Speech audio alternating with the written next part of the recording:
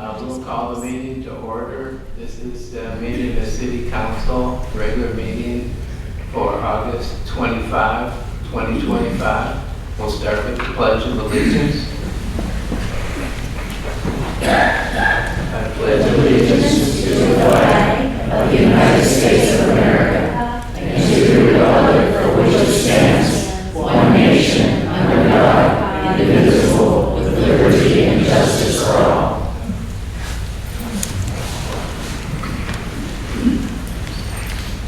Roll call, please. Council members Newport. Here. Wilms. Present. Isbell. Hanschel. Here. Hart. Here. And Hughes. Here. Mayor Flynn. Thank you. Council, I would like to suspend the rules and modify the order of the agenda because we have a special presentation for a young lady here and we have so many citizen speakers. I thought it might be better to do that first. Somebody would like to make a motion. I motion to suspend the rules. Second. That was Travis and Larry Wilms. Roll call vote. Sorry. Council members Newport. Yes. Wilms. Yes. Isbell. Hanschel. Yes. Hart. Yes. And Hughes. Yes. Motion carried 5-0. Thank you for that. This is a special presentation. It's a certificate of recognition from the City of Bella Vista. It's presented to Madison Randall in recognition of your selection as Miss Amazing National Teen Queen 2025 and the first young woman from Arkansas to achieve this honor. Miss Amazing is a nonprofit organization on a mission to provide personal growth opportunities for girls and women with disabilities. As the first Arkansan Miss Amazing Teen Queen, Madison represents Bella Vista as an ambassador for other young people with disabilities and special needs, presented this 25th day of August 2025, John D. Flynn, Mayor. It's my understanding she won a contest in Chicago. There was representatives from 26 different states, and so it was very impressive. If you can come forward.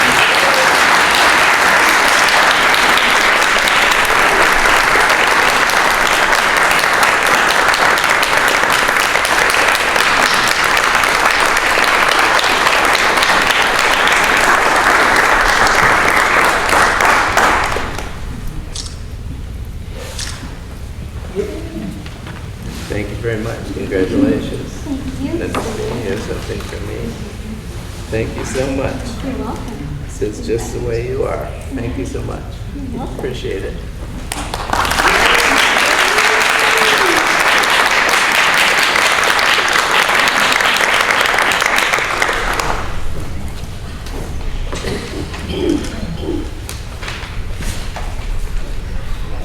The next order of business is citizen input. Per the rules, there's a 3-minute per person time limit to address the council on any topic of that person's choosing. The total time allotted for citizen input is 30 minutes. Any time extension beyond the 30-minute total will be at the discretion of the city council. So I'll call people in the order they've signed up. First person is Lori Frank of 8 Berry Lane.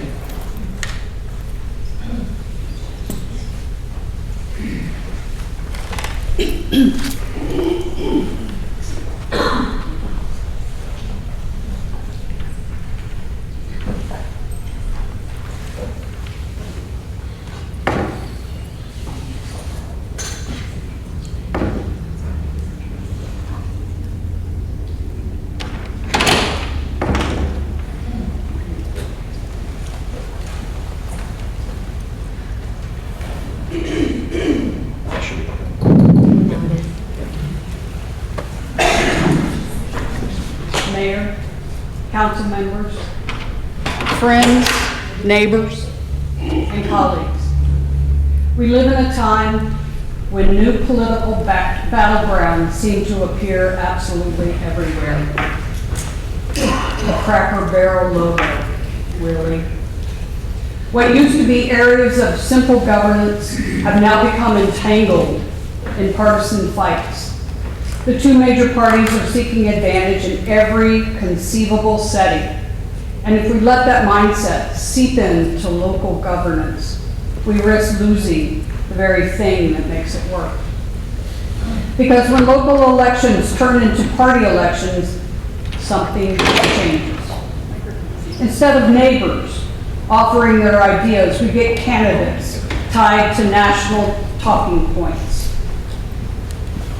Instead of practical solutions, we get people asked to declare whether they stand with or against party leaders. And if one party dominates, we know that what can follow is corruption, complacency, and a system where no one is in a position to challenge the status quo. That's not healthy for any community. But here's the truth. Local government has a superpower. Its strength lies in staying focused on what really matters. Roads needing fixed, zoning ordinances to debate, community events to organize. None of these get better with partisan infighting. At the local level, your job is clear. Serve the people, whether your citizens lean left, right, or somewhere in the middle. They all want the same thing: practical, thoughtful solutions that improve their daily lives. Local government should be the last place where party lines are drawn. Nonpartisan elections help protect that. They keep our focus on local issues instead of national agendas and headlines. They reduce the polarization that divides neighbors. They allow voters to judge candidates on qualifications, experience, and commitment to the community. Lastly, they lower the barriers for diverse, capable individuals to step up and serve. In short, nonpartisan government reminds us that collaboration and common sense are stronger than division. It shows that local government can be the calm in the storm, where level-headed leaders put the community first. Please, let's keep our local governments focused on what they do best, and that's solving problems. That's the work people count on you to do. Please vote no on partisanship and division.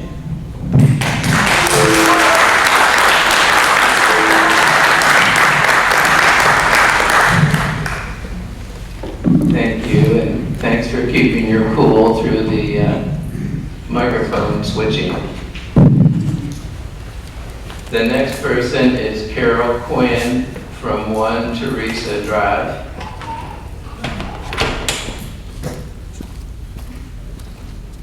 Thank you, Mr. Mayor, thank you, council members, and thank you, fellow citizens.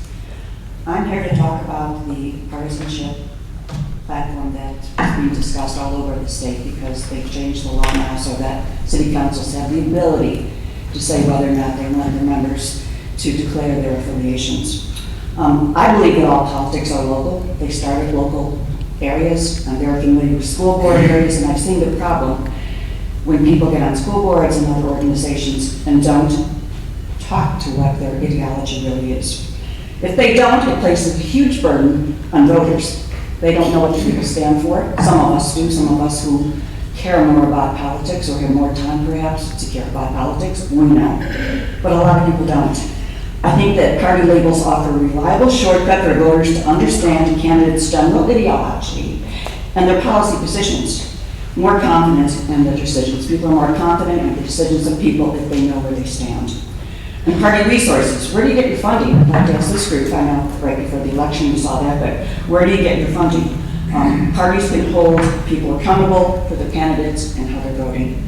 And there's a lot of broader national culture wars that are increasingly spilling over into local areas. Just a few. Gun control, school choice, COVID mandates, and despite the fact that we should look at roads and all the other things go around with local politics, these things are spilling over into our local politics, whether we like it or not. So I think that we need to have someone who has a clear, concise, and cogent view on these ideologies. Also, I think the progressive prosecution of criminals, for example, kind of dictates oftentimes what goes on in the local politics. Law enforcement funding, that's a huge issue that becomes part of the overall scheme. And I think we should know the ideology of the people who are in our city council for that reason. Immigration is another one, perhaps not so much in this city, but many others. Sanctuary city status and what we're going to do if that ever comes to our doors. We have to make a decision on that. Those are national issues that we need to know how our city council feels about it, and this is predicated on a national consensus. Fiscal policy and federal action, for example, the American Rescue Plan, the federal policy, local government projects were important, but you had to go along with the national policy where the money was going, how it was being spent, the grant money. Once again, we see the overlay of federal policy locally. Also, environmental and urban planning, zoning, climate change responses, all these things are very important for us to know how the council understands. Development and density, I mean, we're going to become the biking trail capital of the world, it looks like it. But there's a lot of issues that I think that we should know how people stand before they actually become a member of the city council. So once again, I just wonder what the city council members are afraid of in declaring what their ideology is. Thank you. Thank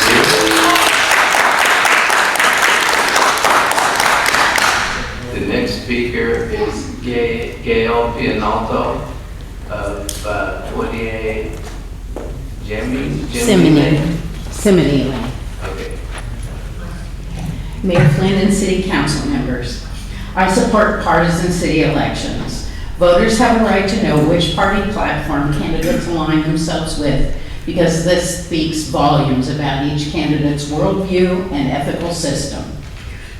Being informed of a candidate's party affiliation is an essential step toward understanding each candidate's individual motives and perspectives, morals, values, and ethics. Partisan affiliations influence decisions in law enforcement, issues like sanctuary cities. Partisan affiliations sway decisions on private property rights. Other decisions influenced by partisan alignments include public programs addressing population density and affordable housing versus environmental issues such as open space concerns, as well as social issues like homelessness, pro-life proclamations, or gay pride flags flying on city property.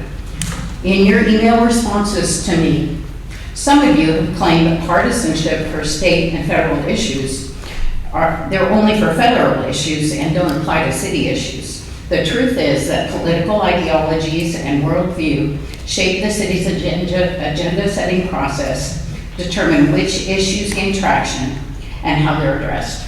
For instance, Bentonville City Council is currently struggling with the fallout from an advertising mural for a transgender organization that was approved and contracted by the city, paid for with taxpayer dollars, and located on public property. The mural is now creating much division and controversy.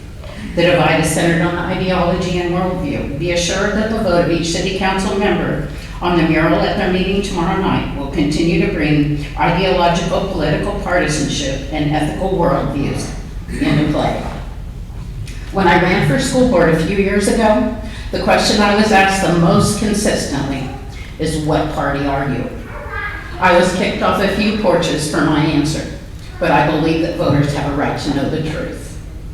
Here's something that I found interesting and quite disturbing. During my own campaign, I witnessed candidates for various offices whose ideology and political affiliation was the opposite of mine, trying to hide their partisan beliefs.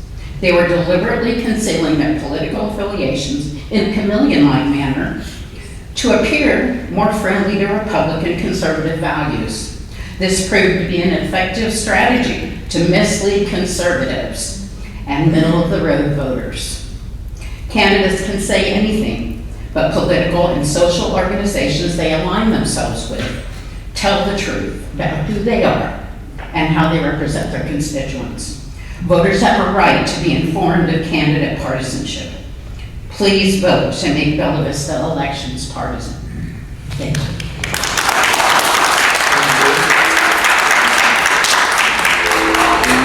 The next speaker is Walter Watts at 18 Kirkwell Place. Mayor and City Council, thank you for letting me speak. I'm in favor of full transparency in all elections. One might argue that against partisan elections, some might say they don't want to be labeled as R or D. They are open-minded. They want to be what they want to avoid what they call the contentious atmosphere of state, county, and federal government. Well, the state, county, and feds contribute about 20% to our overall revenues. Never mind the $5.9 million that we received in the American Rescue Act. So we are involved, whether we like it or not. So I say to all our municipal representatives who pontificate that they are independent, don't be afraid of sharing your party affiliation.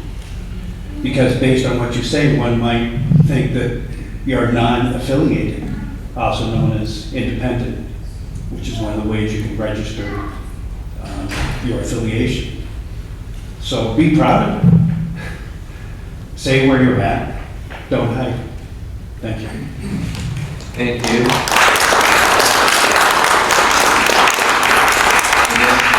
The next speaker is Judy Frigon of 7 Crenshaw Lane. I suppose it's French now, but.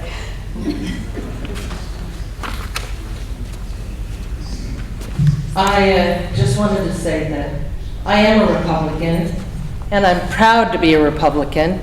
It's who I am.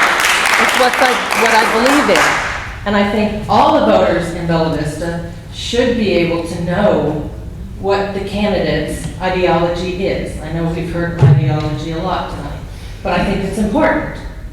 Most people who run for city council, they run for nonpartisan. Under this big proposal, it's my understanding, you still can run nonpartisan. So you're taking the opportunity away from a candidate who's affiliated with a party to run under that party. And I think that's wrong. I think you should allow anybody to run under any label they want. And so I support the proposal because I do want to know what you guys believe in. I want to know where you stand.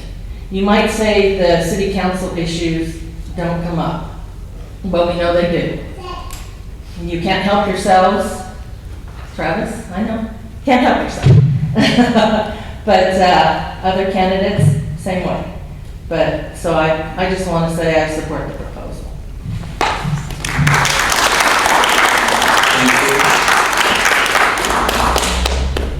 The next speaker is Michelle Chiacco of 51 Purfleet Drive.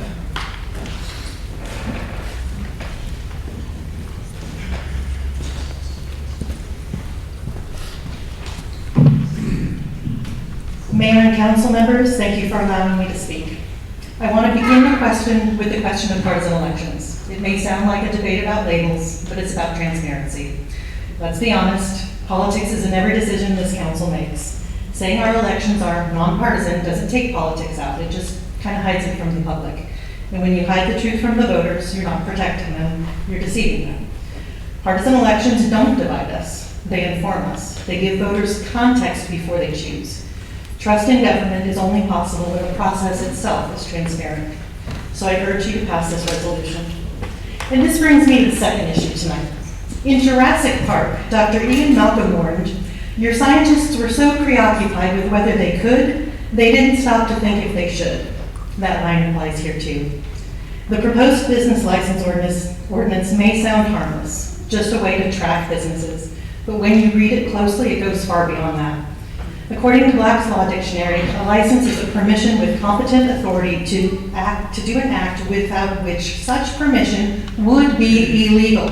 So that means the city is declaring, unless you pay for permission, operating a business in Bella Vista is unlawful. And let me be clear, This ordinance does not affect me personally under section 109-176. I'm not standing here to avoid a fee or carve out an exemption. I'm standing here because I know what it feels like to be a small storefront business, and I know this ordinance really targets that. 10 years ago, I opened a brick and mortar soap shop right here in Bella Vista. It wasn't backed by investors or polished by corporate consultants.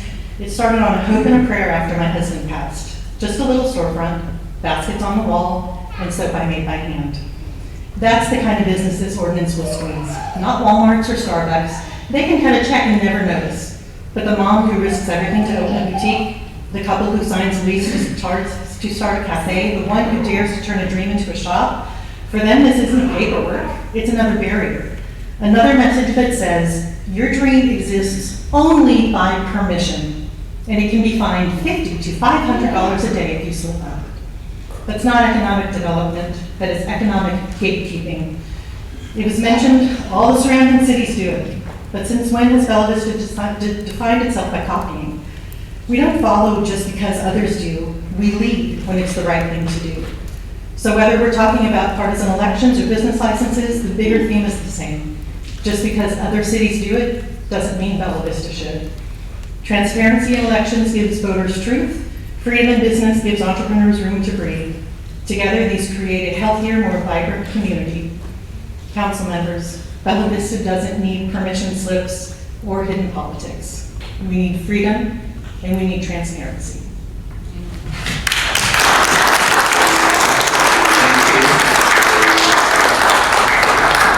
The next speaker is Lori Roller of 3 Blake Lane.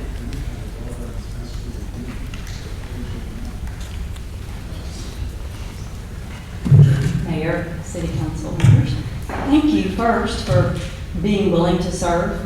It's hard to get people to give of their time and serve, and I really do appreciate those that are willing to step up and do that, so thanks. I'm still kind of new here, still haven't figured Bella Vista out. Had to get my GPS to even get here from my house. I came from Texas about 3.5 years ago, and I love Bella Vista, and I love how beautiful it is, and I love the people here.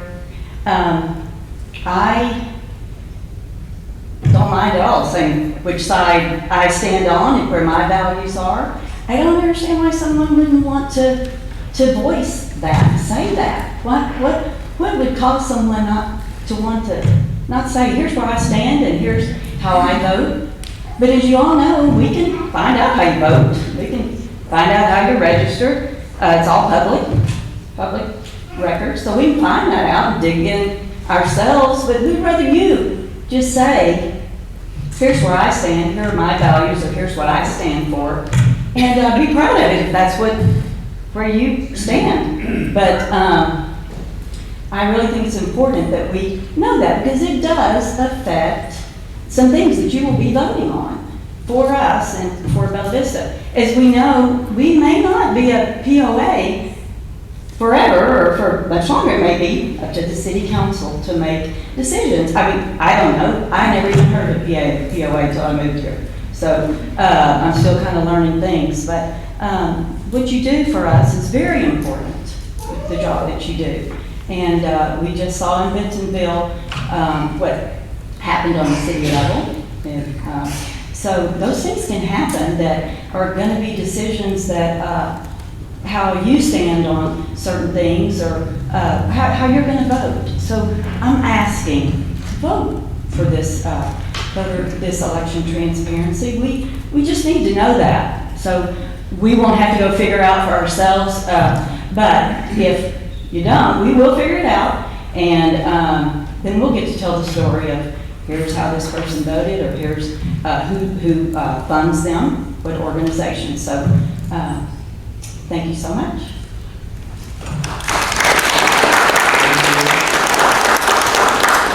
Next speaker is Ann Tanner of 13 Houston Lane. Thank you, Mr. Mayor. I relinquish my time. Okay, thank you. Next speaker is Rhonda Davis of 14 Kirkwall Place.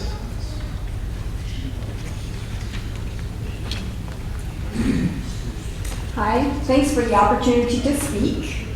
I'm a Bella Vista resident who just recently learned of this proposal to alter the process for our the election process for our municipal office holders. I'm unaware of what prompted this proposal, but I urge each of you to vote no on this resolution, thereby retaining the nonpartisan status of our local elections.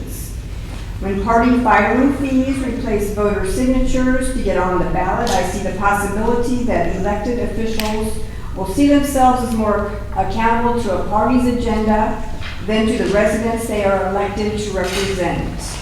Please vote no on item K, the resolution to provide partisan primary elections for municipal office in Bella Vista. Thanks for the opportunity.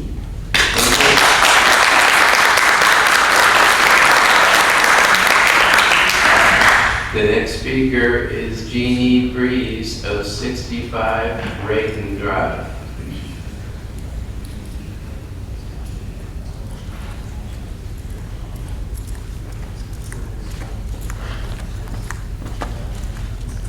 Hi, thanks everybody for being here and listening.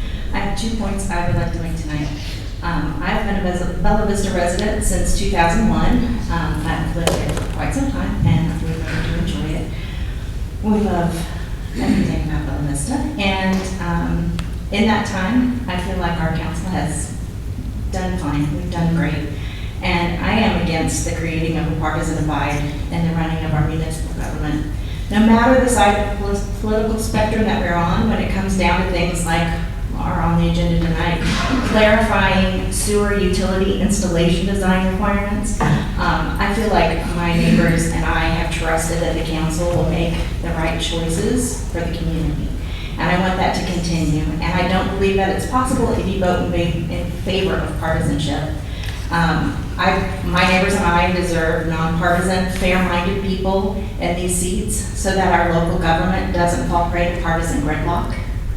Moreover, we would like things like this, clarifying the sewer utility installation design requirements, to happen in a timely manner from our civic-minded leaders who transcend divisive politics and get honest work done for the better of Bella Vista. My second point is, I would like to mention that September 8th is 988 Day, a day to help spread the word about the 988 Suicide and Crisis Lifeline. To use their words, whether you're facing mental health struggles, emotional distress, alcohol or drug use concerns, or just need someone to talk to, our caring counselors are here for you. Through the 988 Lifeline, you have access to free, quality, one-on-one assistance. Our skilled, judgment-free counselors are here to provide compassionate support. You deserve to feel heard and cared for at any time, anywhere, 24/7, 365. You are not alone. I have sent a proposed, I didn't write it down. I've sent a proposal to my council members so that you could potentially take this on as a proclamation from the city council for 988 Day, and we would really appreciate that. Thank you.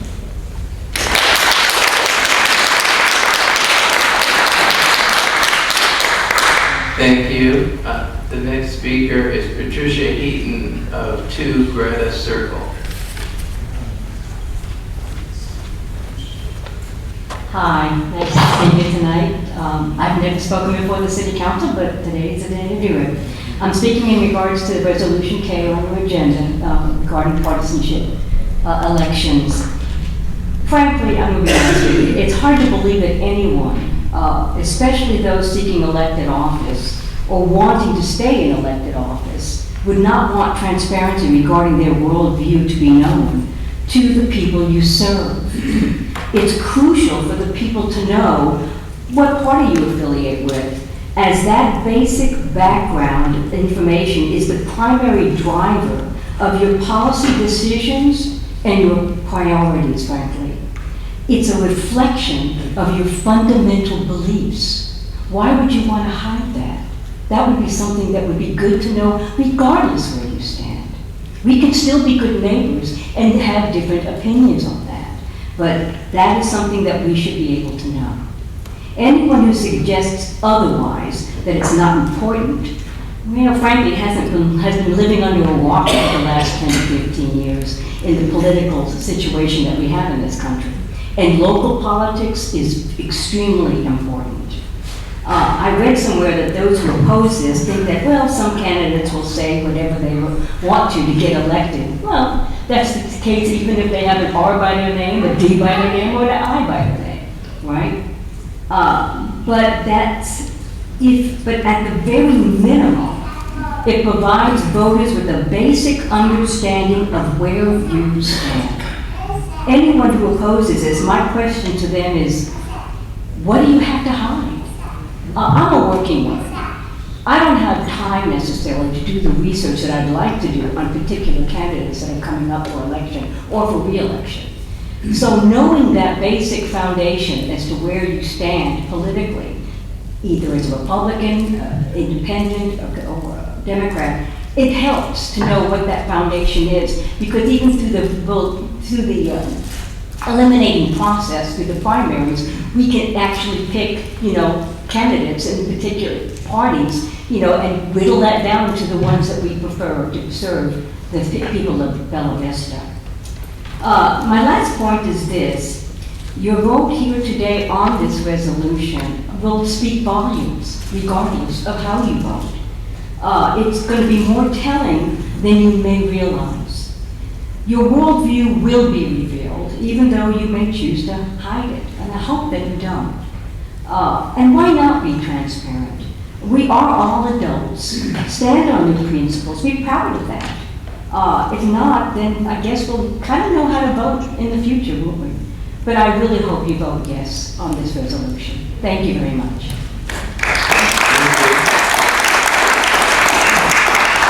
The next speaker is Dee Whitaker of 47 Applecross Lane.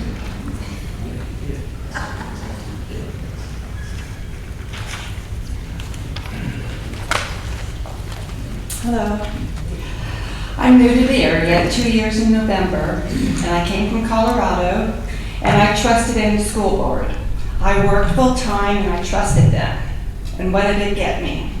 It got LGBTQ over math and science. It got gender identification and how important that is over history and math again.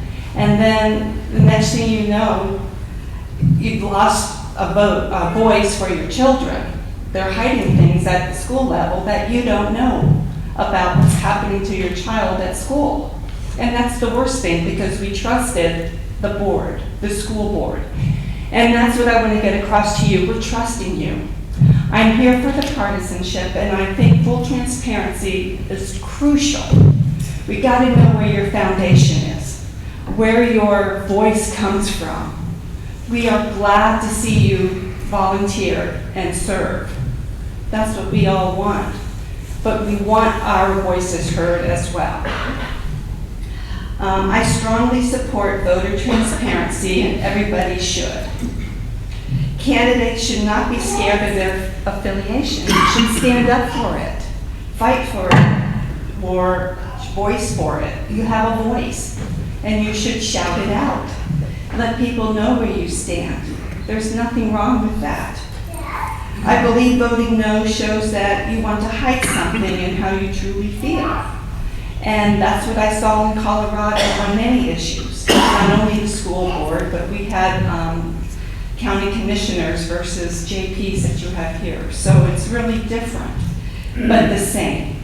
We trust in you, and yet sometimes you really disappoint. Not you, but in us. It is important to know where city council members stand. Election words are not enough. You can say anything to get elected, but what is your true feelings on things? Knowing your base foundation.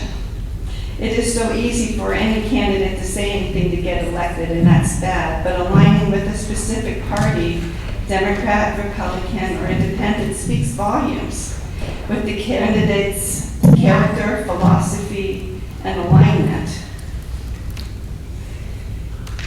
And I just hope you vote yes for the transparency and being honest with people.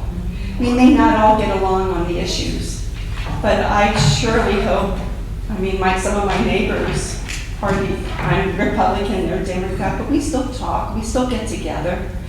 And we know that if we don't agree on something, we accept that. And we should be able to accept your honesty.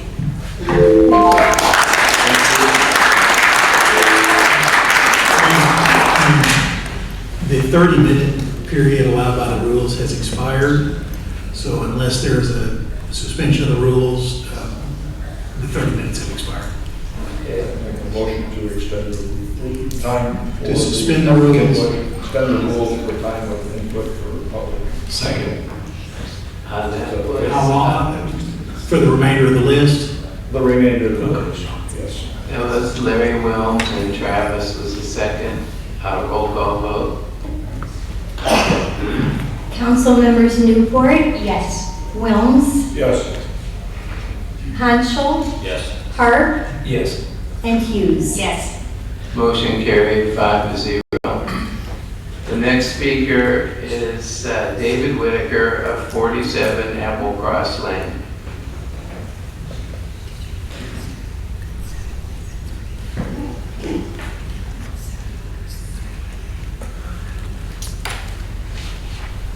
Good evening.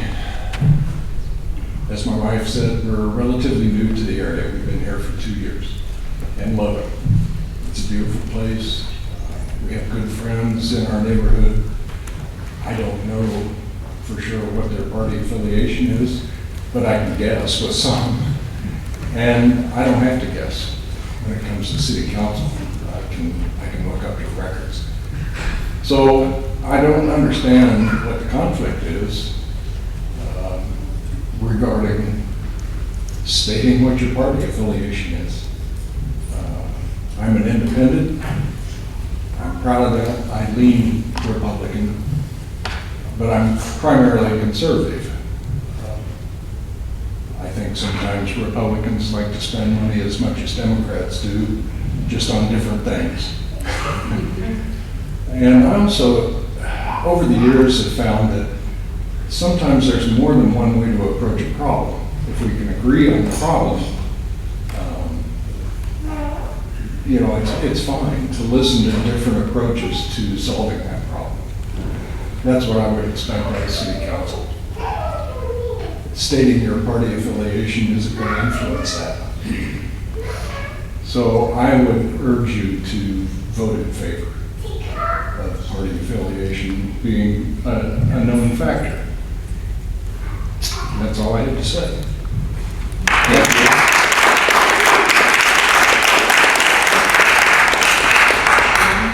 Next speaker is Wendy Gaudioso of 16 Money Drive. Morley. Morley. Yeah.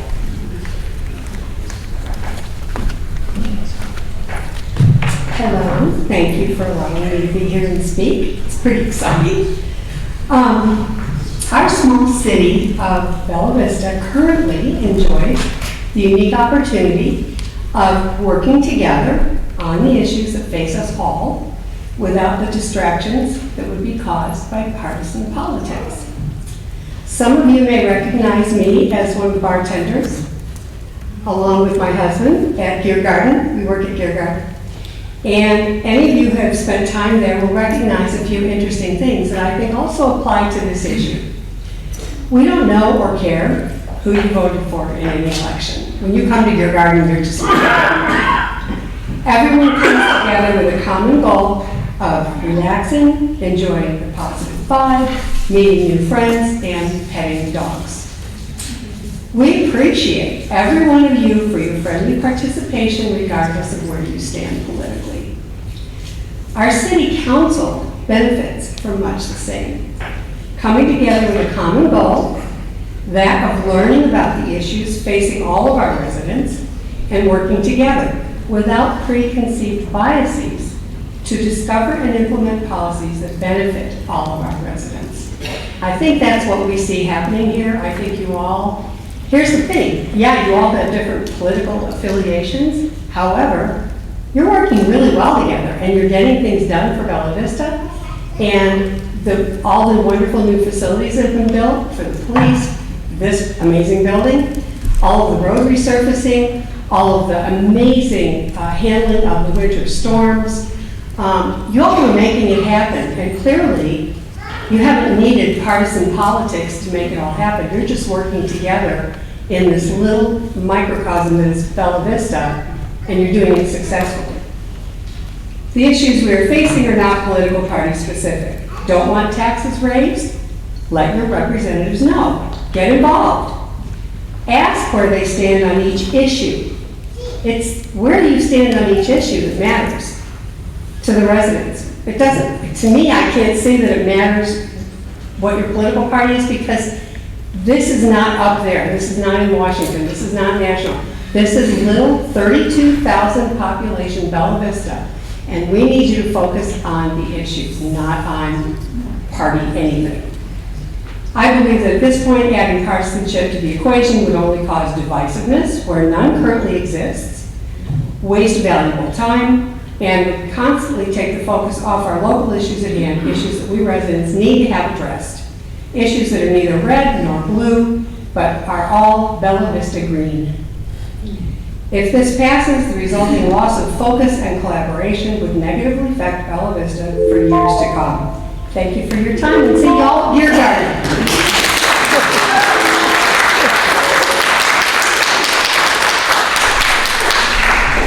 The next speaker is Jim Lemon of 6 Rudston Lane.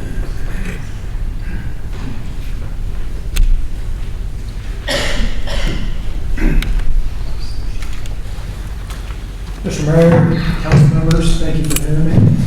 I'm not a very polished speaker, so I'll be brief. 25-year resident of Bella Vista. I love it dearly, lived in Northwest Arkansas majority of my life.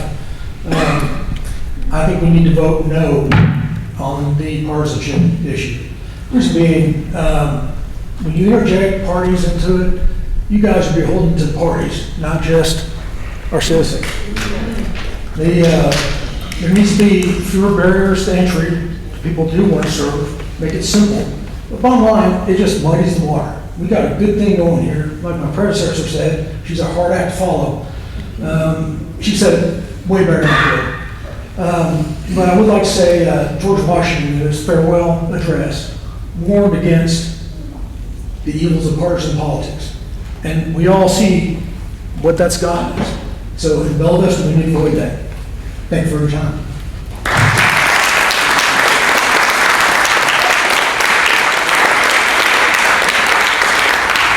Thank you. The next speaker is Martina Platt of 47 Buckingham Drive.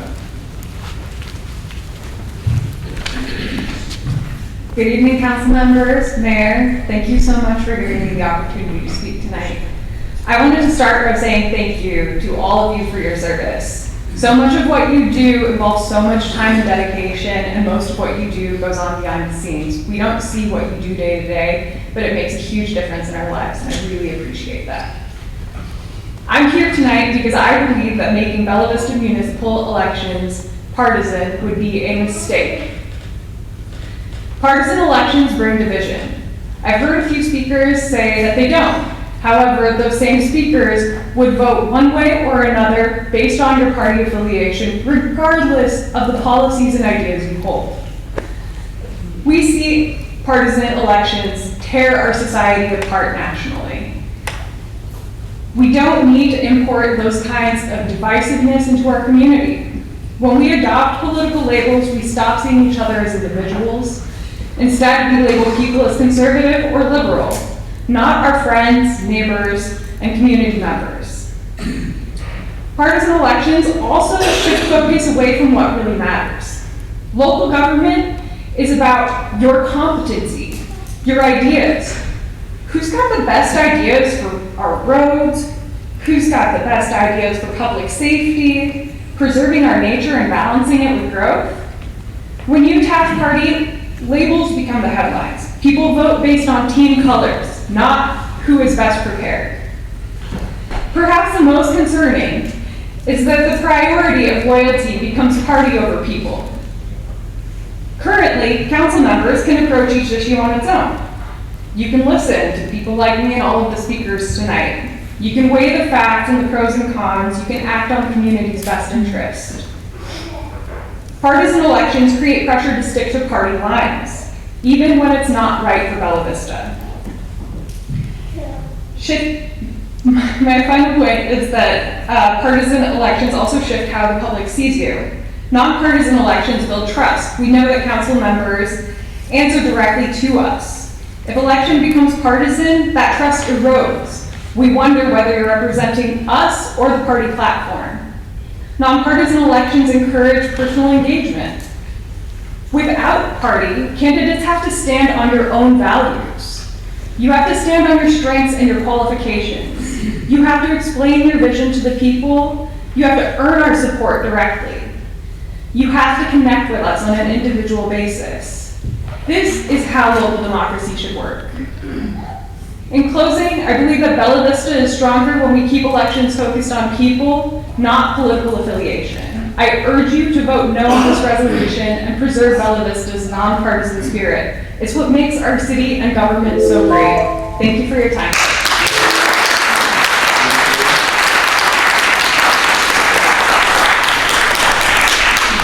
The next speaker is Randy Rice of Deerhurst Lane.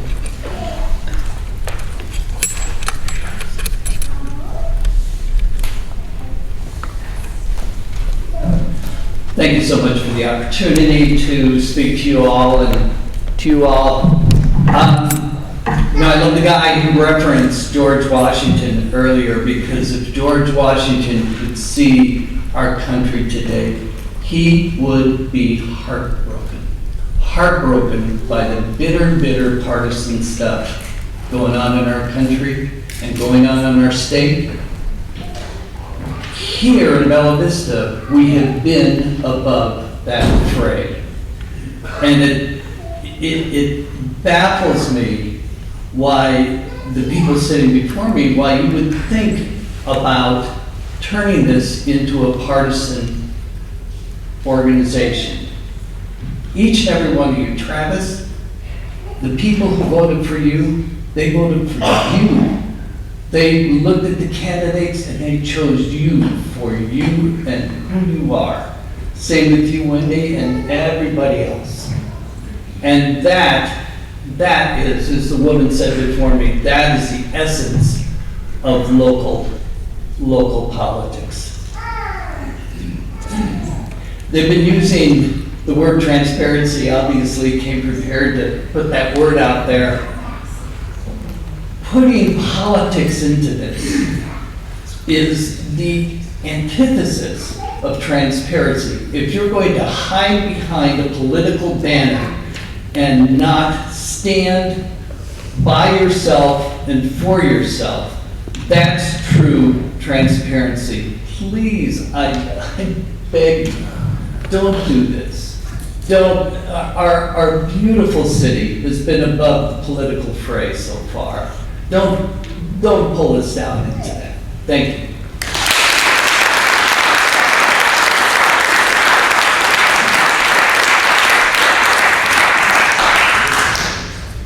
The next speaker is Tricia Bravo of 16 Portsmouth Drive.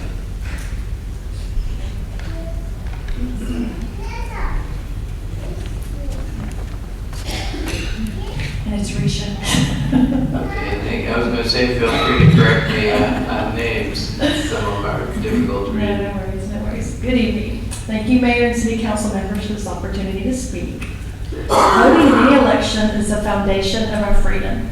Without it, we have no voice. We get one vote to cast, and there are no redos. This is about the voter's right to make the most informed decision when casting that one vote. Partisan elections help voters navigate issues by understanding what could influence a candidate or what motivates them as a community leader or policymaker. Voters want total disclosure from all candidates. When did placing an R, a D, or an I next to a candidate's name on a ballot become such a radical concept for some? Partisan elections are about empowering voters and providing another layer of transparency. This council should be pushing for such transparency, not avoiding it. It's nothing to be afraid of. Voters have the fundamental right to know exactly who they're voting for. Bella Vista residents are common sense people who deserve common sense solutions. If you truly want the best for Bella Vista, then please vote yes to the partisan elections. Thank you.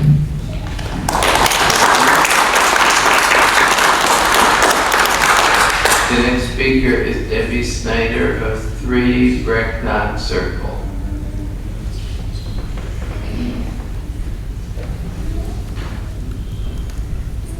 She may not be here, Debbie Snyder. Okay, the next speaker is Stephen Marshall of 20 Mackenzie.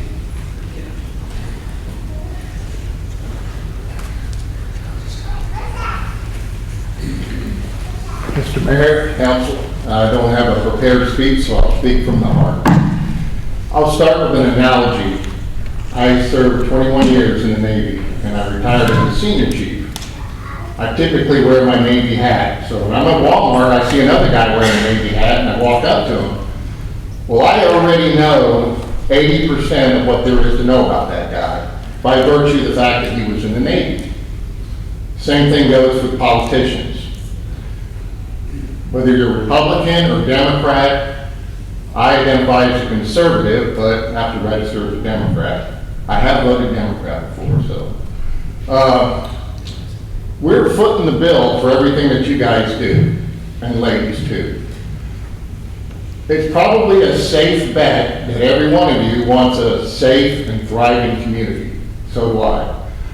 I want to know how you're going to get there. Are you going to increase law enforcement, or are you going to do it through social programs?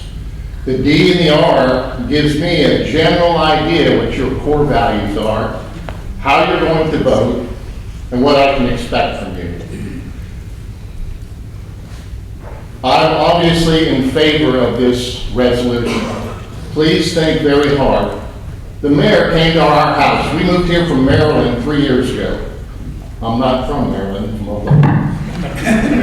But you came knocking on our door, shaking hands and kissing babies, and my wife asked you, are you a Republican or Democrat? And you said, we don't do that here. And I thought that was really odd.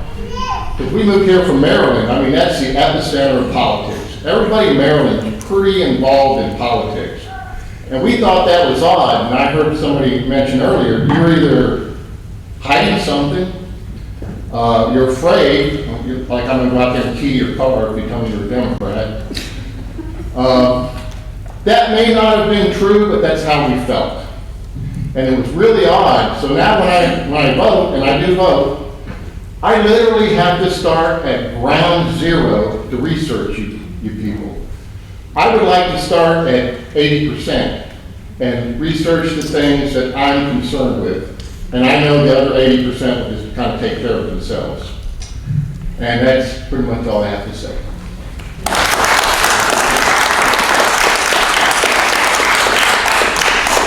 The next speaker is Teresa Marshall of 20 Mackenzie. Mr. Mayor, my husband stole my thunder. So I would only repeat most of what he said. I'm a Republican and I expect to vote for Republicans and I urge you to pass this resolution. Okay, thank you. The next speaker is Kristen Slowinski of 10 Munster Drive.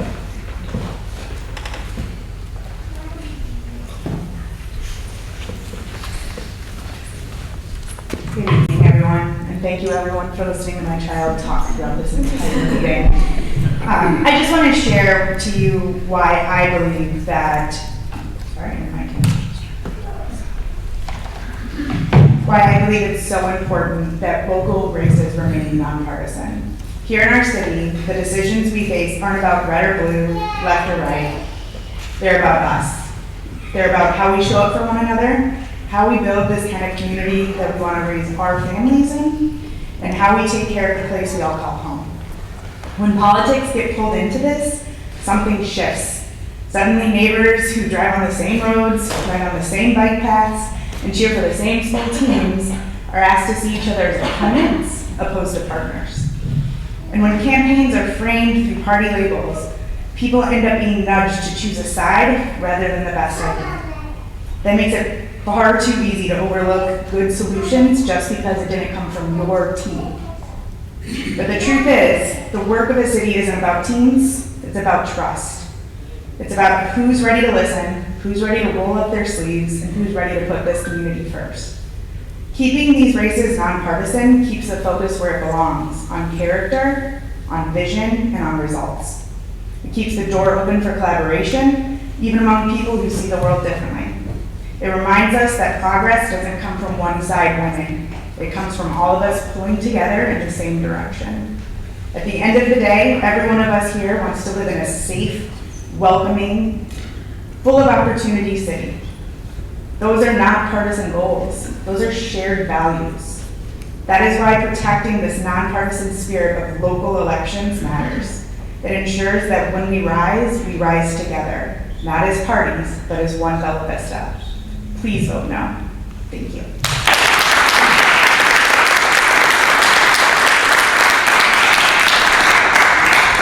Thank you. The next speaker is Doug Rogers of 39 Huston Circle.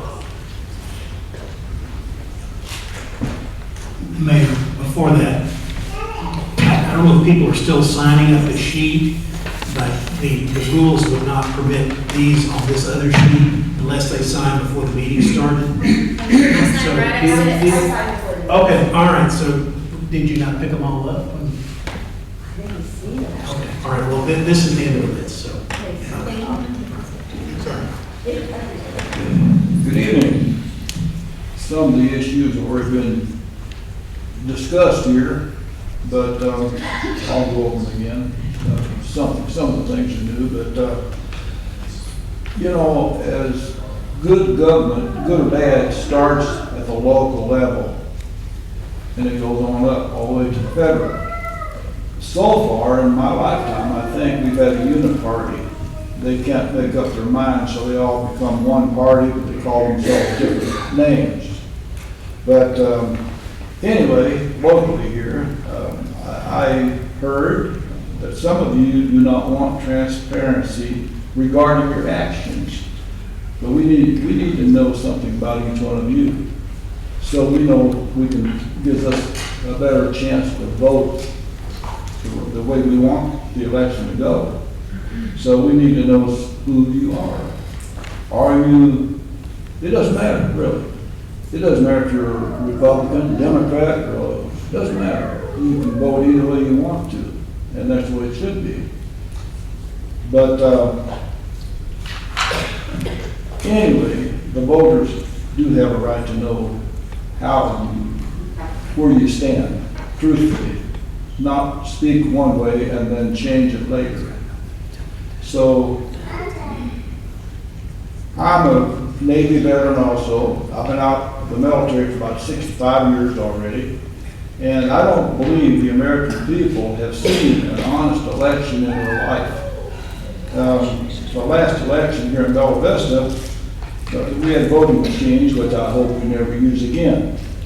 But I had to change my vote several times. It kept changing some of what I was voting for, who I was voting for. So other people told me they had the same problem, and I did tell the people there that was overlooking the issues to warn people about the machine. They didn't seem to understand or care. But anyway, first of all, we're Americans. Secondly, we should be constitutional Americans, under the Constitution. But my question is this: when you entered the office you now hold, did you take an oath to serve, an oath to faithfully serve all the people? And that's each one of you. Did you do that? Some of you maybe did, some maybe you didn't. But if you did not take an oath, you may not be holding your office legally. Are you bonded? If you're holding a bond and you violate your oath, you are on dangerous ground. For the record, if you take an oath, and you violate your oath, you may have committed a felony, a crime. It's that simple. So, thank you. Thank you.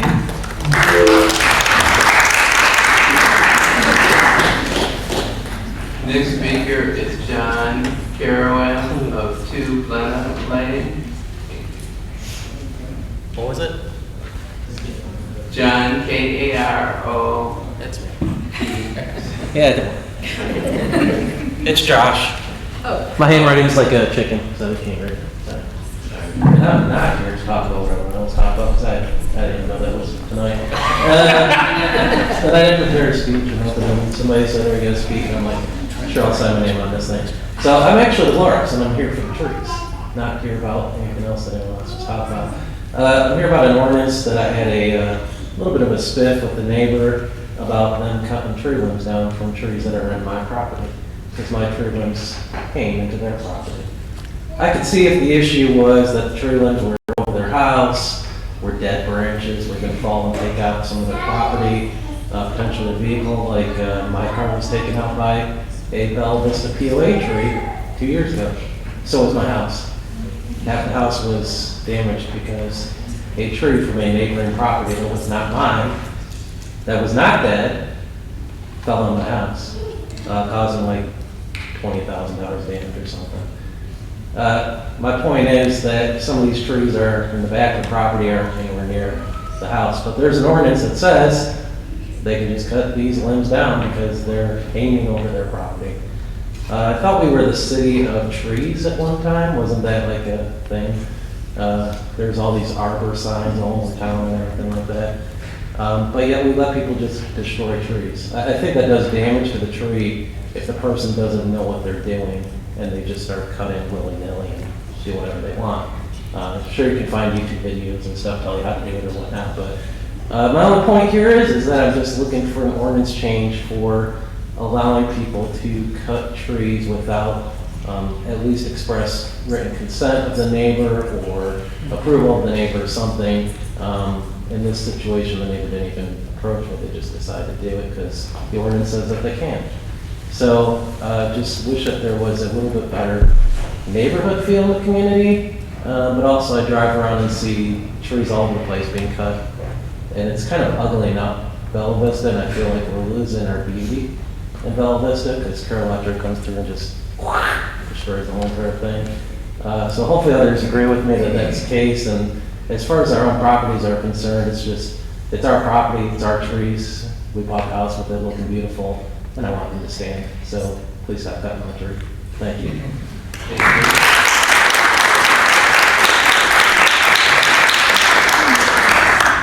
The next speaker is Sarah Badre of 25 Mount Drive. It's Sarah Bodine. Oh, okay. It's fine. I have terrible handwriting. It's not you. Thank you all for letting me come up here and speak.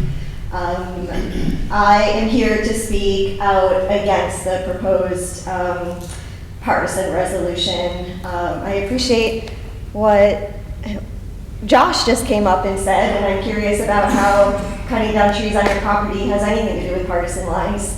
I would like to see us keep our local politics local, keep our local politics connected to community and connected to what we have going on here. And I am not as eloquent as my friends, but by friends I mean community members. I don't know many of them have come up here and spoken to this issue, but I would also echo everything that they've said as what I could not have said so clearly. So please oppose this. Thank you very much.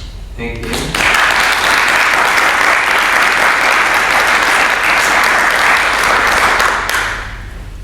The next speaker is Brian Proctor of 39 Cargill Drive. Thank you. Good evening. Thank you. I'll keep my comments brief. I'm retired law enforcement. I worked for the 4th largest agency in the nation. I'm retired as a lieutenant. I've attended more city council, board of supervisor, community meetings than I can count. Like your chief back here. He's probably loving every minute of these meetings. Anyway, I say that, I have sat in meetings where party affiliation almost always leaks into or filters into the decisions that are made by council members or community members. It has a great influence on the way that they conduct themselves, the way that they think. If I told you that I'm a Republican, that gives you a pretty good idea of who I am. If I tell you that I'm a conservative Christian, you probably all have decided pretty quickly how you think that I believe and think. If I tell you I'm a Democrat, you don't know if I'm like the mayor that's running for mayor in New York who is a socialist, or if I'm a moderate. There's a wide span of differences. So when I open up the information that you provide during the voting season, I get to read all the wonderful things about each candidate. And all of it is very nice and it's great. But what I want to know is where you stand. And this is, unfortunately, this is political. Someone said, let's keep politics out of this. This is politics. City council is political. And so anyway, I would like to know when I cast that ballot, if I don't have enough information, at least I can stand on the party lines and make those decisions. So I think that we as members in the community really do deserve to know where you stand, what your party affiliation is, so that we can make informed decisions when we vote. The person with the most money and who has the most money to put out the most signs and banners for to be voted for should surpass someone who has the experience and the time serving. That kind of thing should not happen. So anyway, I should have prepared my remarks. It was last minute coming here. Thank you for listening to me, and I hope that you do keep the transparency and vote for political affiliation. Thank you.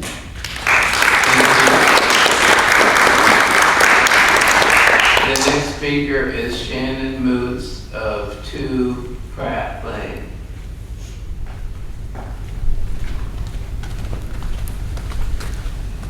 Thank you. Yes, my name is Shannon Moots, and my family and I have been residents of Bella Vista for 8 years. My husband and I are local public educators who invest a lot of time, resources, and energy into our local schools and students.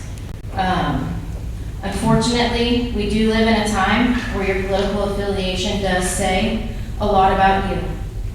What you stand for, your morals, what you believe in, the decisions you will make, and what you will spend most of your time and energy on. So I am in favor of passing this.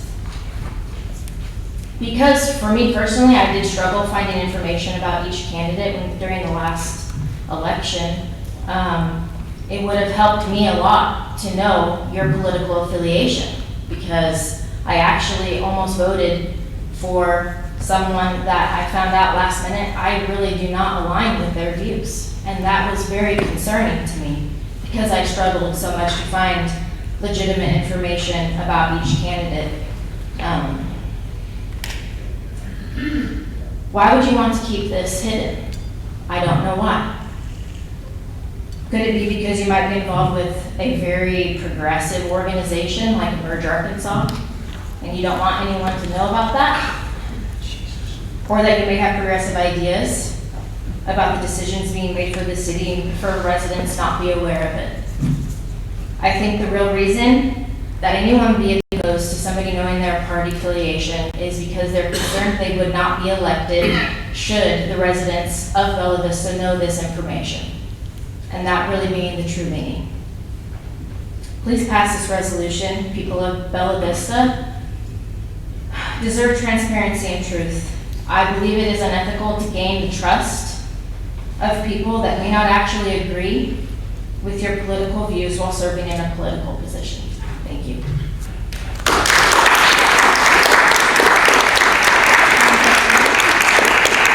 Thank you. The next speaker is Janae Cox of 31 Lambeth Drive. Thank you, Mayor and council members. A lot has been said tonight about transparency, so I'd like to talk about transparency in 3 brief points. I know we've all been here a while. First of all, a lot of people have said you just want to hide your partisanship and hide your party, and why wouldn't you want to share it? And I would like to very clearly say there's no cowardice in being nonpartisan. I was raised by a general in the Air Force who has had to maintain a nonpartisan role as he has led squadrons and advised the Joint Chief, and watched him have so much nobility and bravery in holding his role as a nonpartisan person serving our country. And I see you all doing the same, and I very much appreciate it in maintaining our city as a nonpartisan and safe place for our community. Secondly, there's a lot of people saying, why wouldn't you want to share? Well, it goes beyond just what you're saying about yourself. There's an impact to the campaigns. First of all, you have to pay a political party fee. Right now, in order to run, as you know, you have to go around and get Bella Vista residents to sign, and you have to get enough residents to agree to let you run. And if this changes, then you would have to pay a political party fee instead. So instead of getting support from the residents, you're just putting more money in the pockets of political parties. And I don't see anyone in Bella Vista being in favor of that. And I'd be very concerned about a city council member who's in favor of that.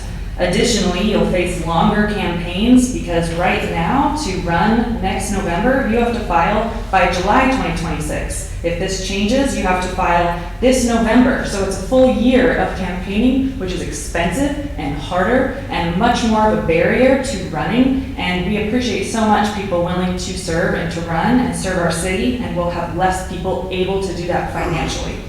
Also, you'll be more accountable to political party leaders instead of to Bella Vista voters. And I don't think anyone should be in favor of that. I personally am not. My third point is, a lot of people said they don't want to have to do the work to figure out what you stand for. I have 4 kids, I have a bunch of pets, I work full time, I volunteer a lot, I have no time either. But it's not actually that hard, and I don't think we should make it easy for everyone to just vote a party ticket.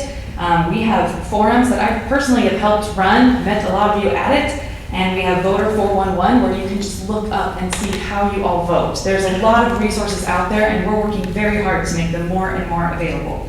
I'd like to close, a lot of people mentioned the Constitution and conservatism, and I'd like to close the words of John Adams. There's nothing which I dread so much as a division of the Republic into 2 great parties, each arranged under its leader, and concerting measures in opposition to each other. This, in my humble apprehension, is to be dreaded as the greatest political evil under our Constitution. Thank you. Please vote.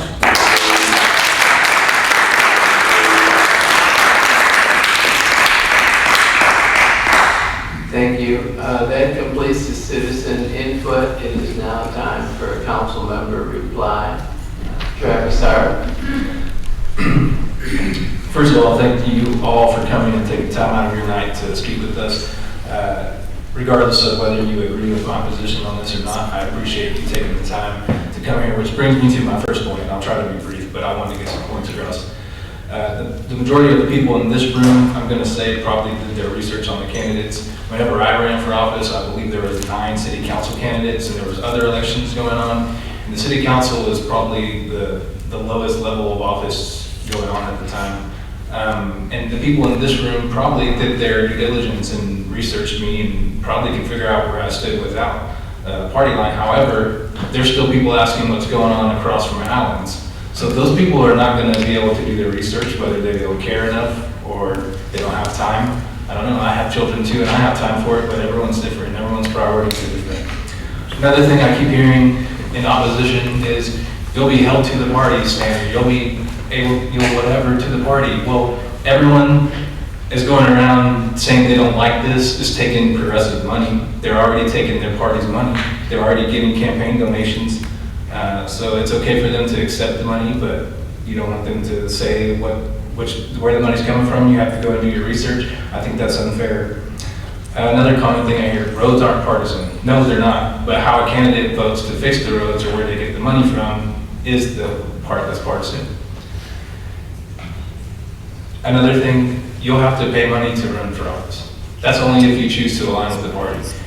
If we vote in favor of this, a candidate will still have the ability to go collect signatures and run as an independent, very similar to how they do now. So I just want you all to know those things about this, and thanks for coming again.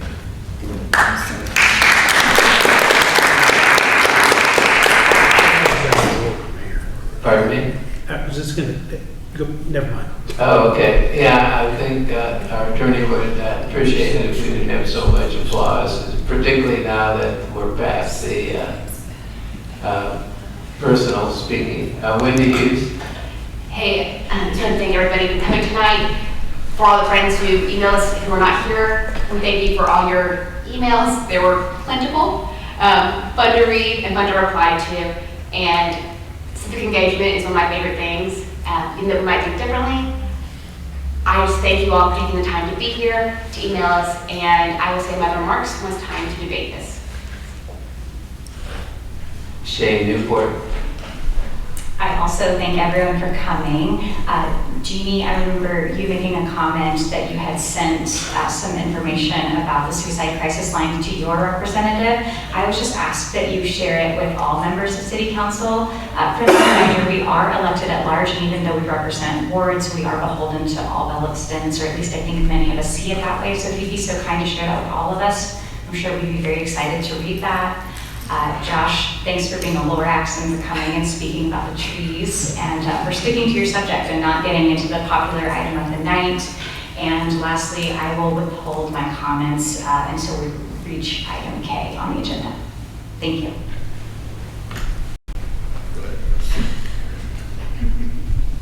Larry, you want to say something? I guess my only comment is that the process is changed from what has been in the prior years for off presidential election candidates. It now requires us to file a year ahead of time, whether we're a party affiliate or not. The rules that were adopted by the legislature this last year made the procedure for elections, local and otherwise, to be consistent in off years with the presidential cycle. So we all have to file a year ahead of time, so there's nothing new about that. I don't know how it impacts us in terms of a primary. If we have more than two persons running for a given seat, whether we'll have a primary or not, and I would defer that to Jason Kelly, our staff attorney, if he has any wisdom in that area. A primary. I don't have much wisdom. Anybody will tell you that probably. What were you asking me a question? I'm sorry. The question is, with the new legislation, and I have not read it in depth, it does require a primary. Okay, Well, you're talking about more than two members of the local council are running, will there be a primary to break that down? Let me correct one thing. It's not new legislation. It's been the law for a number of years that the city had the authority to go to partisan elections if it so chose to do that. Right.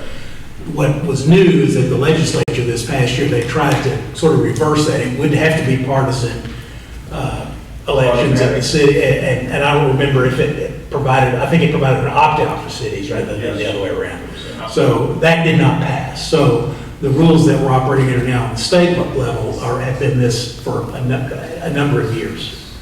So if they changed the timing for the registration. I don't know that off the top of my head. All right. Anyway, that's what I understand was done by the legislature this past year, is that they changed the cycling to be the same and consistent with what it is in the presidential election. So all of this will have to file on the same time frame that they do in the presidential. So that has not changed. The other thing is, with respect to politics, I think how we speak, how we vote, certainly reflects our views personally about which party we might support. I'm a conservative, but there isn't a conservative party in our area. So I belong to the Republican Party in my off time, and I'm proud of that. I don't always vote Republican if I find a candidate that aligns with my personal values greater, but it's rare that I find one that correlates more than the Republicans do on the conservative side. So that's, I don't support this ordinance. Wendy? Sorry, just a clarification. If this passes, we would have, and you, align the party, you'd have to file it in November. If it does not pass, you'd still file as an independent. Right. No, not partisan, and you wouldn't file until August of 2026, just for clarification. Chad? This is response to public comment, not debate on the resolution. Yeah, okay. Okay. Sure. Sure, go ahead. No, I just wanted to say thanks for everybody for coming out. You know, I've been involved between commissions and councils and all these things for over 20 years. And I mean, this is what it's all about. So it's great to see the interaction. And in case anybody leaves early before we get to the bottom, I'm an independent. I have no problem sitting up here telling you exactly who I am. I really, to imply that we're hiding those things of that nature, I don't have anything to hide. I've talked to plenty of people, just randomly, and had conversations. You know, my family's going through some stuff right now, and I'll talk about that later too. I won't be here next month. My wife's having brain surgery. I would hate for anybody in this room to decide whether they wanted to cook my family a dinner or do something nice for us because I'm a Republican or a Democrat. I mean, that's where my mind is at. I do this because I love where I live. I love my community. I love doing the time. I love doing the hard things. That's what this is all about for me. You know, as far as like, it's kind of cloak and dagger as far as how I identify. You know, guys, I can't make anybody do the research to find out who's running the political campaign. It's expensive. I have shouldered 100%, spare $100 that I got handed to me by a neighbor. I have financed every one of my campaigns, and they are not cheap. And I'm concerned that this is really going to bring a lot of a really divisive quality to our community, and I'm terrified of that. Because this is one of the last places, I mean, you really think about how insulated we are in Bella Vista from all this other stuff. I mean, all the other stuff. And I'll do everything I can to keep us insulated and keep all the federal stuff out of this. I mean, I'm almost thinking that this is more of a political stunt, just to make sure that we all identify as something to you guys. I'm just here giving you 100% all the time. And it doesn't matter if I'm Democrat, Republican, Independent. So do with that what you will. And everybody did fantastic tonight. I know it's a little nerve-wracking sitting up here. I get choked up sometimes. I get a little too passionate, and then I can't even speak straight. So, but anyway, that's all I have. Thank you. Okay, thank you. We'll proceed with the agenda. The next item is the monthly financial report. I'd like to mention that last week our audit was completed. We got a clean bill of health on that. It's posted on the website and it was sent to City Council. And our Director of Finance gave City Council some good advice that because it's a gap audit, first one we had, and it's the most complicated. Focus on page 6 and 8, and in particular page 36 and 37 at the end of the audit. It has to do with how we did compare budget. I'd like to talk just briefly about the financials through June 30, 2025. And we continue to have good results this year. The total revenues, operating revenues, are up 12% over last year. The city sales tax is up 14% over last year, which is very surprising. And the county sales tax is up 4.6% over last year. So we're having very encouraging results. On the expense side, our total operating expenditures are $500,000 under budget. So we're continuing to have a good situation with our financials this year. As you know, the economy's been kind of uncertain. People didn't know quite what to expect, and what we've done so far exceeds what anyone expected, frankly, even the optimistic people. So I feel really good about that. Next item is first I'll entertain a motion to suspend the rules of order and procedure to allow all ordinances on the agenda to be read by title only. So moved. Second. Was that Wendy? That was Larry Wilms and Wendy Hughes.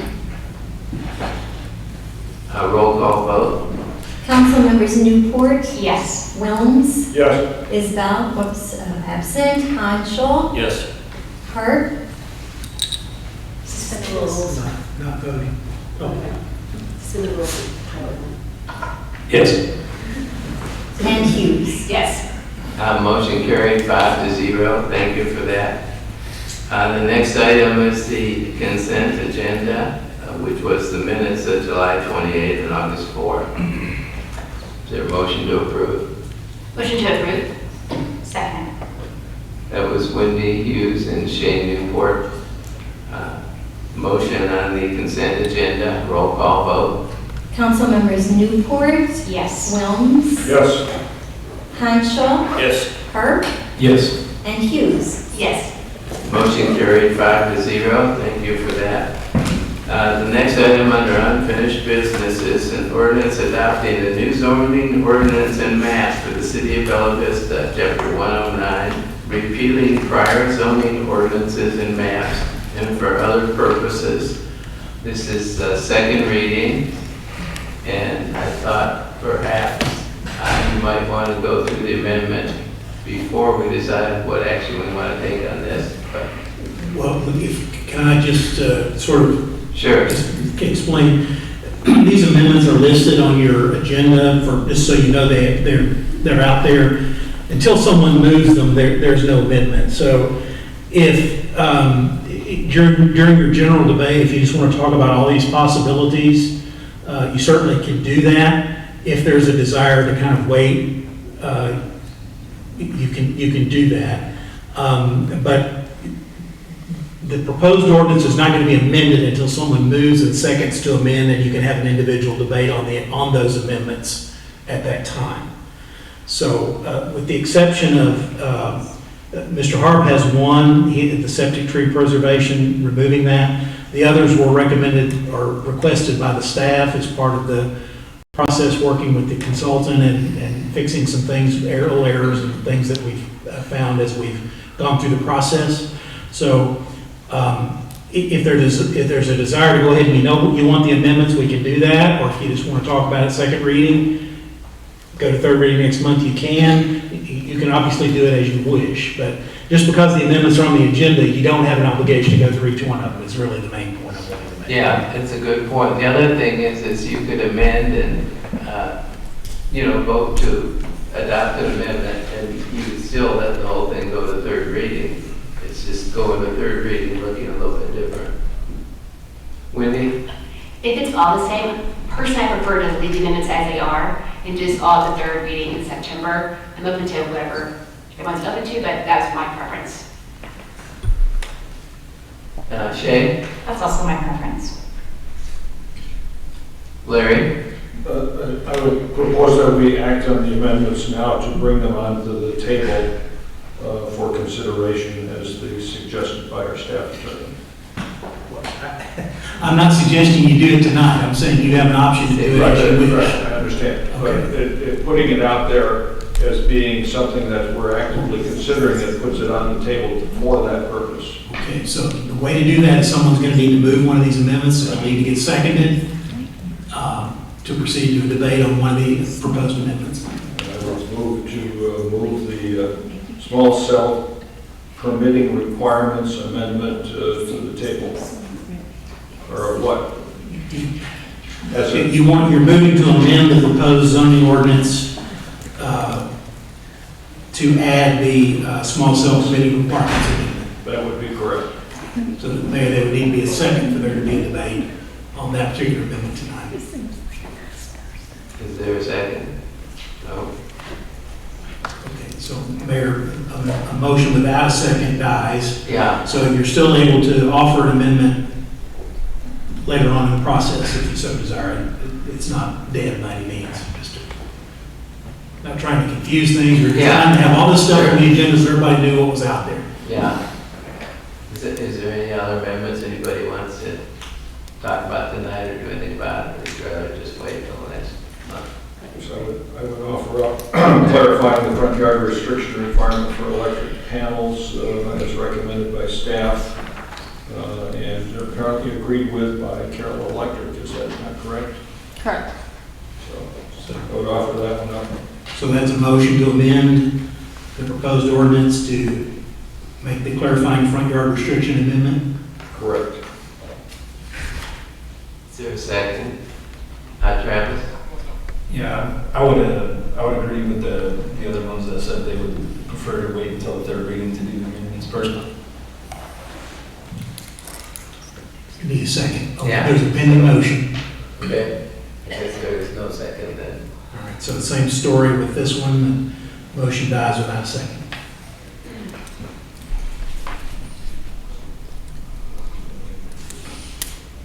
Okay, we're ready to move on to item F. Okay. Item F is an ordinance adopting a new subdivision ordinance for the city of Bella Vista, chapter 107, repealing the prior subdivision ordinance and for other purposes. That's also on second reading.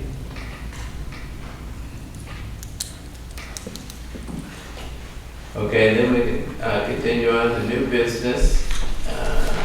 Let's see. G is an ordinance amending section 27-4 hours of trail operation, prohibition on usage while closed of the Code of Ordinances of the City of Bella Vista to allow 24-hour per day usage of shared use paved trails. Staff requests third and final on this ordinance. Motion to suspend the rules and third and final. Second. That was Wendy Hughes and Craig Conchal. This is a motion to suspend the rules and move the third and final. Roll call vote. Council members Newport, Yes. Wilms, No.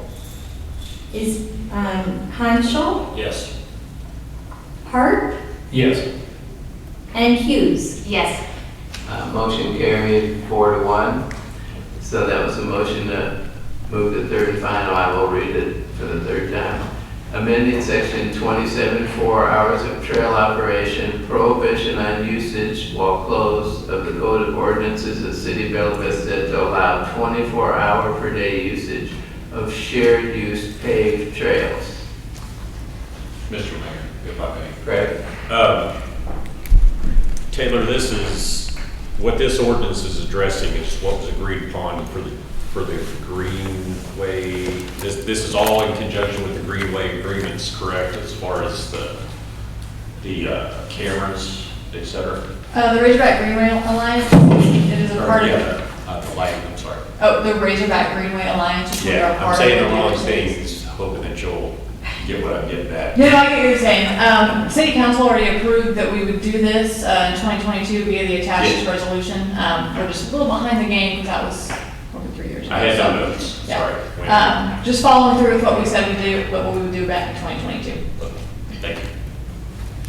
Larry Wilms. My no vote for the third reading was relative to the fact that it doesn't include, it requires it to be open 24 hours without an exception for closure for maintenance and other service. And That's not provided in this ordinance or this amendment. So I think it's lacking in that respect because there are times when we will need to close that trail. No, this has to do with public usage hours. It doesn't restrict the city from being able to close a section to repair it or anything like this. These are hours of operation. So it amends our current hours of operation regarding trails and separates out the paved trails to say those can be used 24 hours a day. The others have a particular opening and closing time because we don't want people in the middle of the night out in the woods. So the ability to shut down a section of it for maintenance and repair is provided elsewhere in the agreement? Yes, It is, yeah. And for other, not just maintenance, there's other reasons too. The city can close any public trail Okay, for any all right. deemed necessary.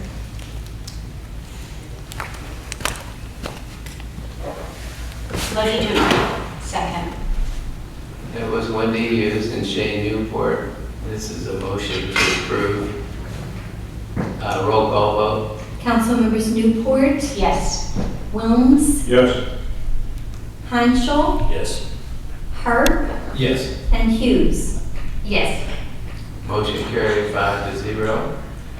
Next one is an ordinance establishing a business license requirement for qualified businesses operating within the city, providing for classes and exemptions, requiring annual renewal, establishing fees, providing penalties for violations, and for other purposes. Before we discuss, I did offer an amendment to this, and the point of the amendment was I wasn't sure what you were going to do, but I was concerned you might pass it and it become effective in October, November or something, and people get a license and then a new one's due January 1. So the point of the amendment is first license you get goes to January 1, 2027. So if it happens to pass and become effective before year end, I didn't want people having to get a license twice. Just get the one and it'll take a little bit more than a year. So that's the only thing I can say about it. I don't know, Travis? So I'm not completely against having the business license requirements, but my hesitation to this is because I think the most important thing we need to do as a city is invite new businesses here, because that's how we're going to afford the city services that our citizens deserve. I'm opposed to raising taxes. I'm opposed to us footing the bill. I think this is the only logical way, and I think this makes it harder, more complicated. There's already a lot of process that's in place, and they're already required to get a certificate of occupancy through the city. And if they're circumventing that process now, what makes us think that they're going to abide by it just because they have a business license? They can still illegally operate a business. And oh, by the way, if somebody is illegally operating a business in Bella Vista without their certificate of occupancy, I think we should do everything in our power to get them up to compliant, not run them off and fine them and make it harder and more expensive, because they're going to pass those costs on to us. So those are the reasons that I'm hesitant to do this. It's going to be more expensive. It's just going to be more red tape. They're going to come to us and say that we need to attach a fee to this because the clerks over at the office are spending however much time dealing with the business license. So that's kind of my issue with being in favor of this. Wendy Hughes. Just for transparency, I do want to wait 3 readings for this ordinance. I think it's important for us to make sure if we're going to do this, we do it the correct way. But second, so we can vote to amend and then also not later on pass, correct? Sure. Okay. Motion to approve the amendment. So the motion is to amend the proposed ordinance to read as presented on the piece of paper. Yes, please. Okay. Second. That was Wendy Hughes and Shay Newport. A motion on the amendment to amend the business license. Right, roll call vote, council members Harp. Yes. I'm sorry, I should have started with Newport. Newport? Yes. Wilms? Yes. Hanschel? Yes. And Harp. Yes. And Hughes. And Hughes. Yes. Motion to amend carried 5-0. And otherwise, people would rather wait, and this is just first reading. Right. My comment is that I think we need to invite the business community. We have a very active Bella Vista Business Association, and I think we need to invite them into the process of doing this. It has an impact on the businesses, some of them more so than others. The other thought is that if we're going to inventory businesses, we need to cover all of them, whether they work solo out of their house or not. We need to exempt those who work out of their house as their place of employment, but they sell nothing and they're purely for service to customers for a corporation. And that applies to any number of people, and perhaps in this room, I could name a couple that it would apply for, because there is a business operating out of their house. And so it would exempt those clearly. I don't know that we include home occupations. I think we need to inventory those simply to know who's doing what. It provides a basis to say, yes, we have a business like that in Bella Vista. Or they can find it on a list. So I think there's more work that needs to be done before the final ordinance. Travis? I don't really think it's the city's business if they're operating out of their house and not having customers over personally. So I think they should be exempt from a business license if council does pass this. Yeah, I think when we drafted it, we tried to make it as soft and innocuous as possible. Consistent with some of the comments you've made, we don't want to, it's not a contest to see how much you can regulate people, make their life miserable, right? So anyway, different people have different attitudes about that. But we could talk about it at the next work session, since just going to second reading.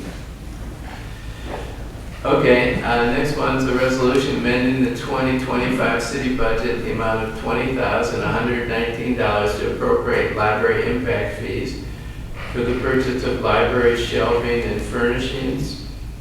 And I noticed our librarian, Suzanne Adams, is here if you would like to hear from her about it. Wendy? Jason, could you explain what impact fees are? Explain what impact fees are. So impact fees are fees that we collect upon new development that allow the city to recoup the costs of increased development on city government, so that the taxpayers who are here, aren't having to pick up an unfair amount of that expense. So we have a fire impact fee, we have a police impact fee, one of those is a library impact fee. And basically, because whatever the impact of growth is on the library, in this case would be more books, more shelving, more being able to provide more of that, so they can use their impact fee revenue in order to use to provide that service related to the impact of the increased development. Did that answer your question? It did, thank you. Okay. And there's certain amounts in the different accounts. I believe the library total, last time I looked, was like $70,000, something in that range. And you have to spend it within 7 years when you get it. Travis? My question is, in the event that we don't spend that money in 7 years, what happens to the impact fees? It has to be returned. Motion to approve. Second. That was a motion by Wendy Hughes and second by Larry Wilms. Roll call vote. Councilmembers Newport, Yes. Wilms, Yes. Hanschel, Yes. Hart, Yes. and Hughes. Yes. Motion carried 5-0. Thank you for that. Next one is a resolution authorizing the mayor and city clerk to enter into a contract with Sidens Martin Emergency Group pursuant to an HVAC cooperative purchasing agreement for the purchase of 1 RIP pack and 5 air packs for use by the fire department. Motion to approve. Second. That was Shane Newport and Craig Hansel. Roll call vote. Councilmembers Newport, Yes. Wilms, Yes. Hanschel, Yes. Park, Yes. and Hughes. Yes. Motion carried 5-0. Thank you for that. Next one is a resolution providing for partisan primary elections for municipal offices in the city of Bella Vista, beginning with the 2026 municipal election cycle and providing voter transparency. Some of you indicated you might want to speak about it. Travis? I guess my question is for Councilmember Hanschel, because unlike what Larry indicated, I didn't become a Republican because nothing else fit me. I fit very well into that, so I'm a member of that party. My question for Mr. Hanschel is, you indicated that you're an independent, and this wouldn't stop you from running as an independent, but it will stop me from running as a Republican. So why is that okay that you can run under yours, but I can't run under what I want to? Well, you have the same right to run as whatever you want. I mean, I don't understand how you feel like are you thinking I'm trying to call you out?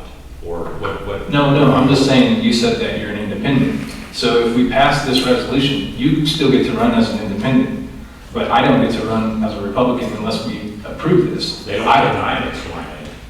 But you'll collect signatures and do it just the way you do now. I'm running as a human being. There's no letter next to my name. If somebody wants to know about me, they can call, they can text, they can write, they can do whatever they want.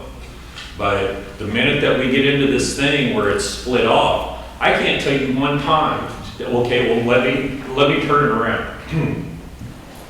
Can you tell me one time, an instance in this city where a Republican or a Democrat could have resolved a problem better? Or where that divide has enhanced those conversations? Yeah, absolutely. The short-term rental debates, property right debates, anytime we've agreed or not agreed to raise taxes to accomplish something. And that's what I'm saying. You said that you're an independent, and I respect that. I think it's perfectly fine. But you can run as an independent without this approval. I can't run under my preferred without this approval. I don't understand why. I mean, I just don't. Wendy Hughes? Hey, I have just two quick things. One, regarding the short-term rental, I was a candidate at that time, so I wasn't part of the council to make that decision. But due to the political makeup at that council on their personal politics, and 5 were Republicans, and 1 is an independent moderate. So there's that. But 2, I did reach out to local community leaders to kind of get their thoughts on this. And to quote Mayor C of P. Ridge, "My thoughts are to keep until local elections nonpartisan being the best option. I have said since I was elected that I don't think of myself as a politician, but I am passionate about cultivating the best P. Ridge that we can. I think that we see this at the federal level, the finger pointing between Democrats and Republicans will be more a negative impact in our community." That's all I have to say. Shane Newport?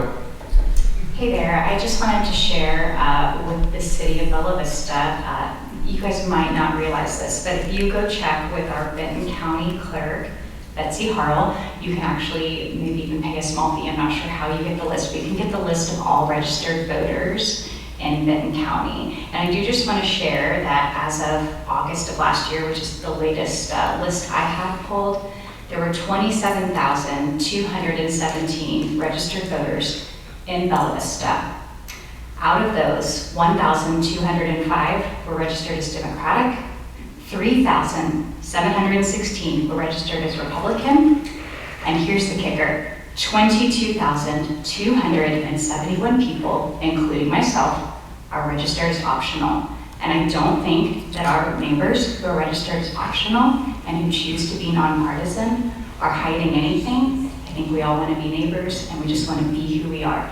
I invite you to fact check me, to pull that list yourself. But as a matter of fact, the vast majority of Bella Vistans have not chosen a political party, and I don't support that now. Thank you. Mayor, Travis? do you happen to know the latest numbers on percentages of those that pulled a Republican card or a Democrat card in the primaries? What does it have to do? Because if you're registered as optional, you can still pick a card when you go to vote primaries. Arkansas has open primaries, so anybody can pull whatever ballot they want. Yeah, and this is exactly what this is doing. So we're gonna have this big debate, this big back and forth. Oh, Craig Honcho, he's the wacko because, you know, I don't align. You know, when I vote, that's very personal to me. That is my time to be selfish. The one time I get to be selfish for myself and my family. So when I'm in there by myself, my ballot goes whoever's speaking to me. So it doesn't really matter, and I understand people are passionate about this stuff. I get it, I understand. But the hesitancy that I have to align with anybody is that I honestly feel that if I did align with a group, I would have a hard time being honest with y'all about who I am and who I'm representing. And I'm saying that as honestly as I can. And I'm not doing that for anything other than just to be honest and transparent sitting here. I can have a conversation with any of y'all. I mean, once you guys decide what I am, that alters things. And I think that's a very dangerous ground for us to get into. You know, like I said, I mean, I think this is basically just a way of calling this out, is what we're going through right now. You know, I don't have anything to hide. You know, I do this because I enjoy it. I enjoy people. I enjoy the interaction up here. So, you know, if a D or an R defines me, then we probably wouldn't be friends anyway, to tell you the truth. So, with that. My one last statement about this is, and I'm not going to change anyone's mind up here, I'm convinced, but whenever I campaigned for city council, I knocked on 500 or 600 doors. And I can remember maybe 2 to 4 doors that I knocked on where they didn't ask this. The voters want to know this information, and I believe we owe it to them to give it to them. And they can find that on your website, I'm sure. Correct. So, as far as the resolution, is there a motion to approve? Motion to approve. Is there a second?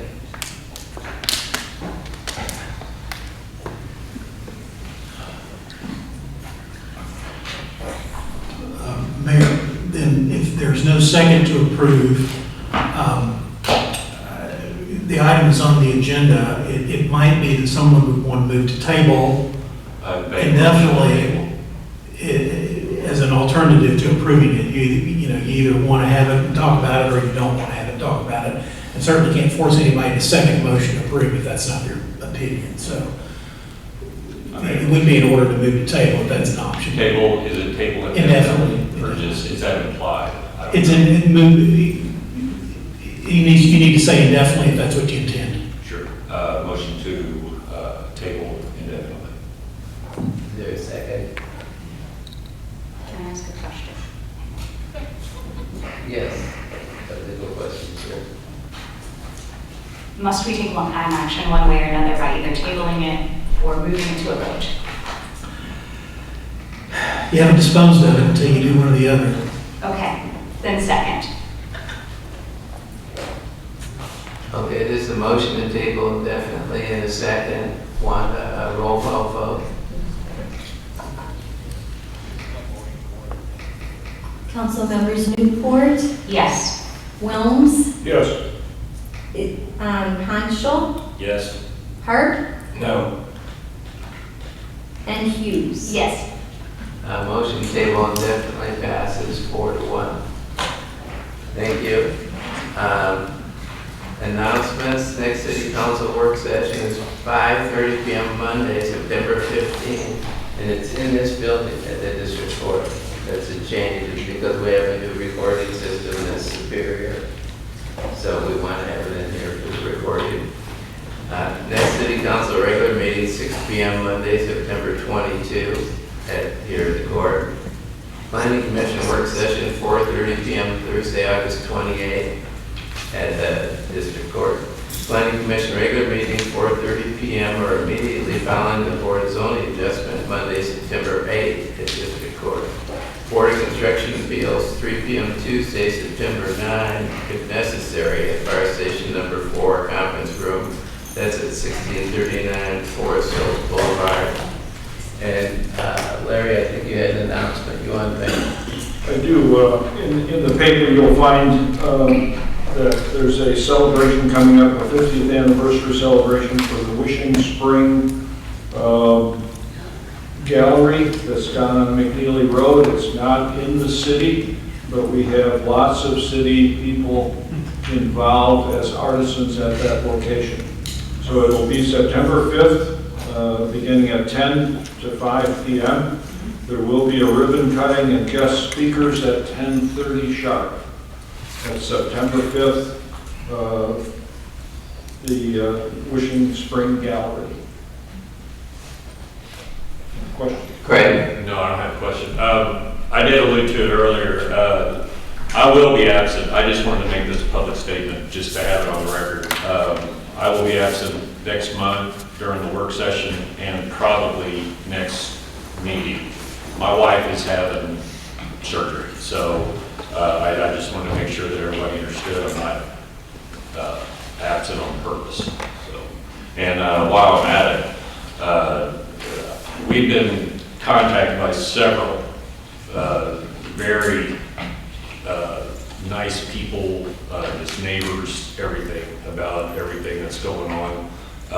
And I couldn't say, I can't say thanks enough. I appreciate everybody's kind words and all the nice things they asked me to pass on to my wife. So I appreciate it. Thank you. Thank you.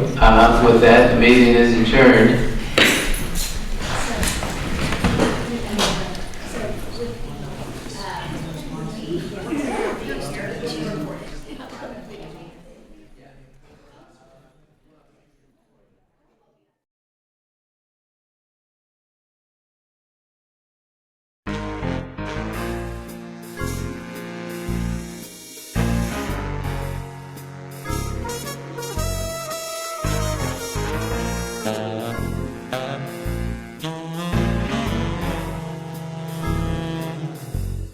Bye.